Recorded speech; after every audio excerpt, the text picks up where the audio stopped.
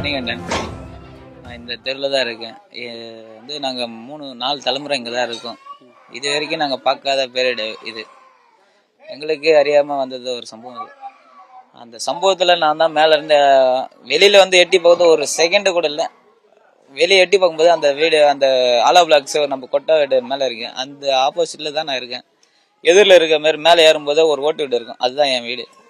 சரி, கீழே நான் மாலை போட்டு இருக்குன்றதுனால கீழே இருக்கக்கூடாதுன்னு மேலே போயிட்டு ஒரு கொட்டை வீடு போட்டுருந்தேன். அங்கே இருந்தேன். வெளியே இந்த எட்டி பார்க்கும்போது அந்த ஆலா பிளாக் செவர் டம்முன்னு வந்து ஃபர்ஸ்ட்டு தண்ணி வர சவுண்டு தான் கேட்டுச்சு. அதுக்கப்புறம் என்னடா தண்ணியோட சவுண்டு வந்து எஃபெக்ட் மாறுது, அந்த சவுண்டு எப்பயுமே இல்லாத சவுண்டு இப்போ புதுசாக கேட்குதுன்ற போது எட்டி பார்க்குற அந்த ஒரு செகண்டில் தலையை எண்ணிட்டும் போது வந்து தம்மால் இருந்தது அந்த செவர். அந்த செவர் தம்மால் என்னடான்னு பார்க்கும்போது அது ஆலா பிளாக் செவர். நம்ம வீட்டுக்கு ஒரு பக்கத்தில் ஒரு ஆயா இருந்தாங்க. அந்த செவர் வந்து தம்முன்னு அடிச்சு கீழே வந்தது.